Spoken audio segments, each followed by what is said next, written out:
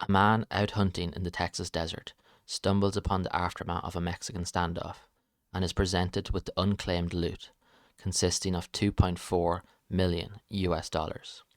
He grabs the bag, goes back to the trailer park where he lives with his wife, takes a cool beer from out of the fridge, and pretends like nothing out of the ordinary has happened. What I love most about No Country for Old Men is how simple the premise of the story is. There is no elaborate plot, no deep character backstory, or many characters at all, no globe-trotting or complex mysteries. But from the moment Llewellyn Moss finds the bag of money in the Texas desert, the audience is presented with a pertinent question that immediately draws them into the story. What would you do if you found yourself in such a dilemma? No Country for Old Men is a rumination on the fundamental role that money plays in all of our lives.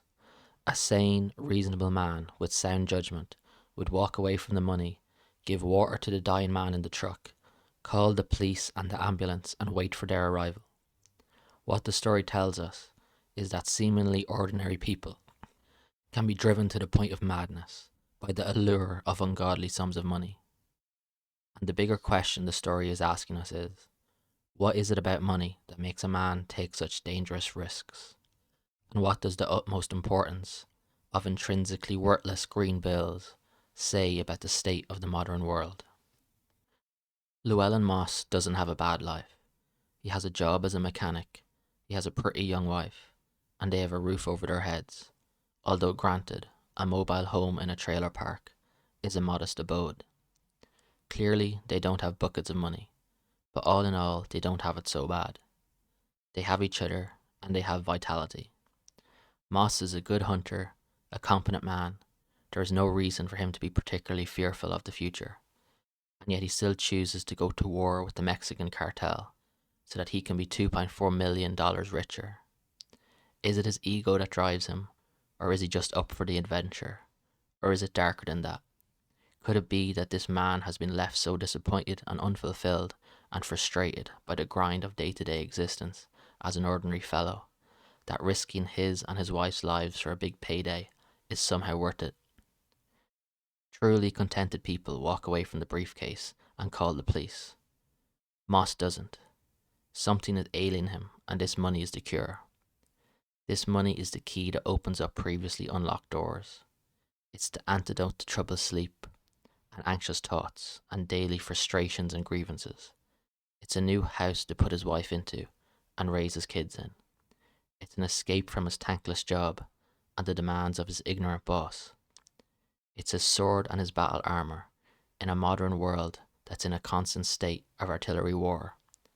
The artillery being money flying over and around everyone's head all of the time, piercing people's minds and leaving endless, unhealing scars. To Moss, in the heat of the desert, the briefcase of cash must seem like a catch-all cure to all of life's problems. And who can blame him for thinking so? Who amongst us has not wished for a windfall to come and wipe their slate clean or part the turbulent sea in front of them? No Country for Old Men tells us that there is no getting away from the primacy of money in this world. It's worth killing for and worth dying for. It's up there with oxygen and sunlight as one of life's raw necessities. And isn't that just a little bit sad? It's so important that really it should be hunted in the same manner that our ancestors hunted wild animals. Back then, finding meat for sustenance was everything. Now money is the only thing that can reliably nourish us. The fact that Moss was out hunting for antelope at the time he stumbled upon the money is a clever metaphor inserted by Cormac McCarthy by no small coincidence. The story is also a sharp critique of capitalism, taking aim at the oft-repeated defense of this ideology that somehow capitalism is a meritocracy, certainly compared to communism or whatever else. But there is no meritocracy to Llewellyn picking up the cash in the desert. It's simply finders keepers, the luck of the draw. In this system, how you earned your money is unimportant. All that matters is that you have money. Like it's important that you have oxygen, but you don't particularly care how you come about it. The modern world often self-presents as a sophisticated, educated place.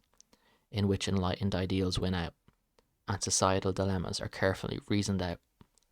But No Country for Old Men strips all of that away and reveals the world to be how it always has been, as a fierce and unrelenting competition for resources, where morality and conscience act as a heavy back, slowing down those who choose to wear it and placing them at a serious disadvantage to those who choose not to. If drama is described as life with all the boring bits left out, then No Country for Old Men can be described as life with all the delusion stripped away, and Cormac McCarthy's clear view of reality presented to all of us.